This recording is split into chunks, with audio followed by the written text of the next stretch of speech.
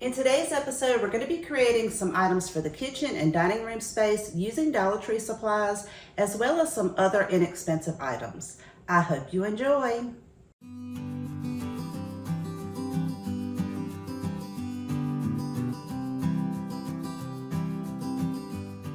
I'm using a wooden bead and a dowel. You just want to make sure that your dowel fits tightly inside of the hole on the bead. Make a mark, and then using my handheld miter shears, I'll cut that down.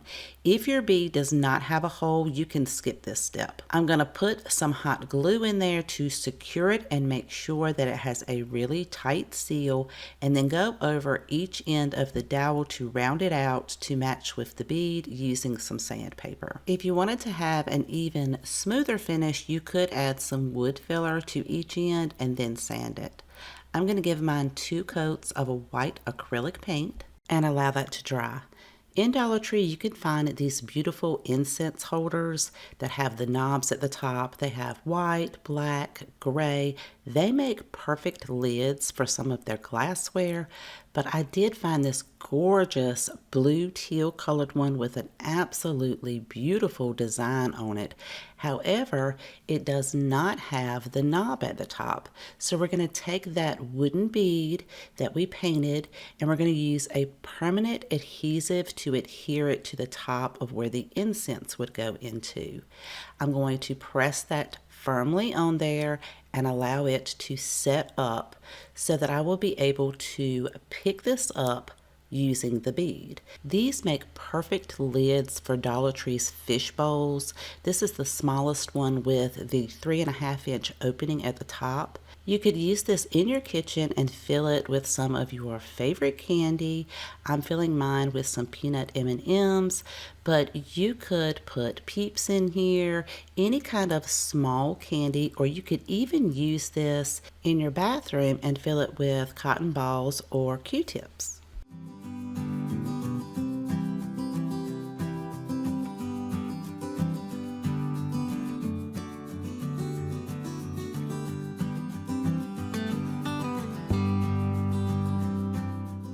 On a recent trip to Walmart, they had some plastic bowls and plates in various different colors for 50 cents each. So of course I picked up one teal plate and one teal bowl. They have a gorgeous ribbed design on the top of the plate that gives it a really higher end look, as well as on the outside of the bowl. They're simply gorgeous. When I saw these in the store, I knew exactly what I wanted to make with these. Once I remove the label, I am going to set the bottom of the bowl onto the bottom of the plate.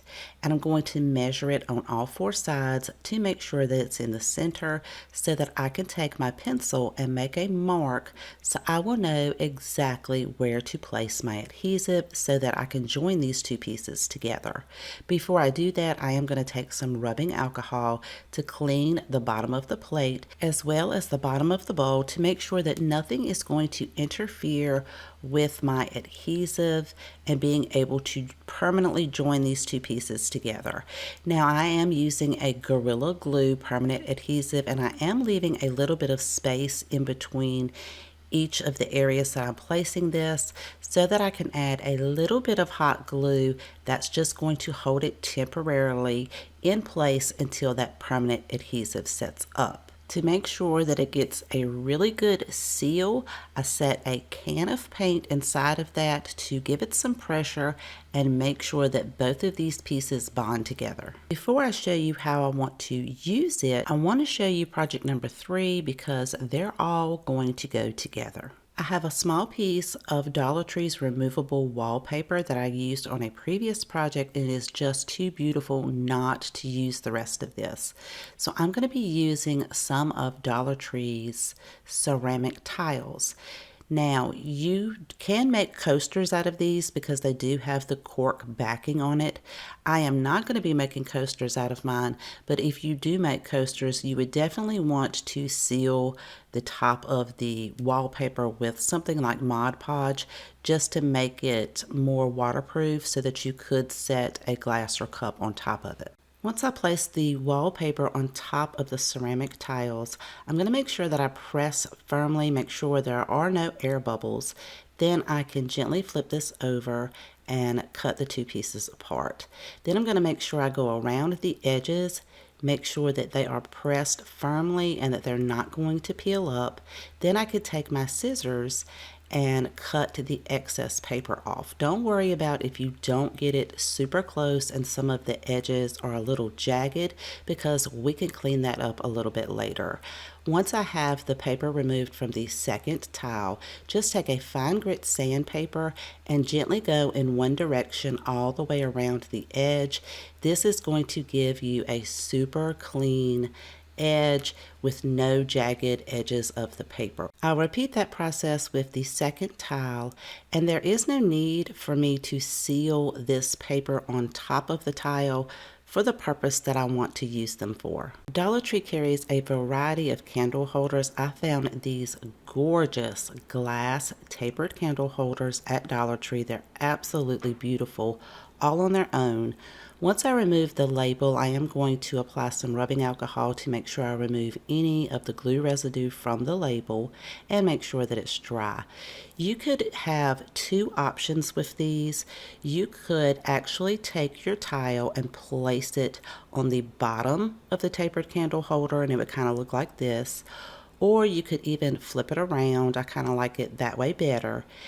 And if you do this, you could use a permanent adhesive to go around the rim of the tapered candle holder to attach your tile to, and then you would be able to use a battery operated pillar candle on top of this. I always recommend a battery operated candle. Another option is to use the tile as a base for this gorgeous glass tapered candle holder and just place a tapered candle in it. I'm going to show you both ways and you guys let me know which way you like best. Remember that beautiful riser that we made in project number 2? You can use that as a centerpiece and decorate it with some florals, and then add your base with your tapered candle on each side, and I think it's absolutely gorgeous.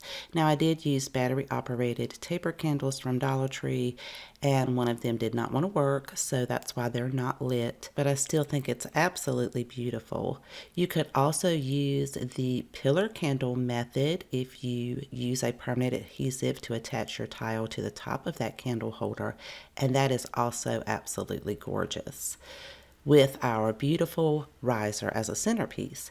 Now, because our riser is food safe, you could actually use this as a cake plate or even to hold any of your favorite treats. And I think this is absolutely gorgeous. I love the colors on these, but I would certainly love to know what you guys think of project number 2 and 3. For this project, I have some artificial florals from Dollar General, and I wasn't sure exactly which ones I wanted to use. This bundle looks very similar to the color and feel of the lamb's ear that you would find at Walmart. Those are $3 per bundle, and they have some for $1 per bundle. These look very similar to the ones that you would find at Dollar Tree, but you can actually get these for $1. And they also have some gorgeous baby's breath for $1. And these to me look like higher quality than the ones that you would find at Dollar Tree. Again, I'm not sure which ones I want to use yet, so I'm just showing you some of the options that I may be using for this bird cage. This is a decorative metal bird cage that I found at Dollar General for around $6, and I believe I bought it last year. It is absolutely gorgeous, and I thought that it would be really nice to decorate this with some artificial florals and something that I could keep out all spring and summer season. I'm starting off with this faux greenery that really reminds me of the lamb's ear. And because my bird cage, the top part lifts completely up, I thought that it would just be easier for me to kind of create a spiral, sort of like just twisting it in a circle like a wreath, but then separating it so that it would flow upward. And then I can place these two branches or stems into the bird cage, and I can go ahead and close the lid and then put that little latch together so that I could add the rest of my items just through the wires. And of course I could fluff my branches out and have them flowing upwards.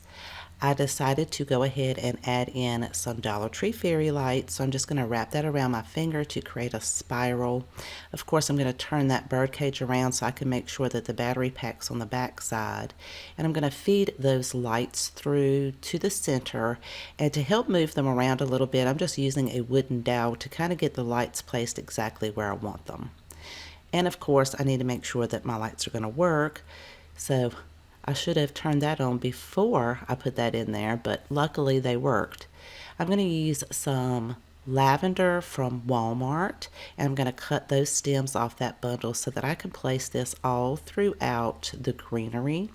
And I love that you're able to bend these around to kind of get them to flow whichever way you want them to go. This is how it's looking so far.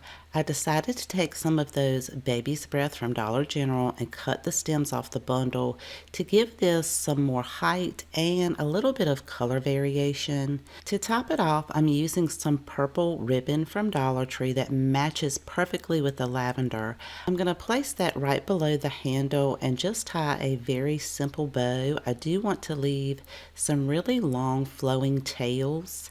And once I tie that, I will go back and dovetail each end of the bow, and this is how it turned out.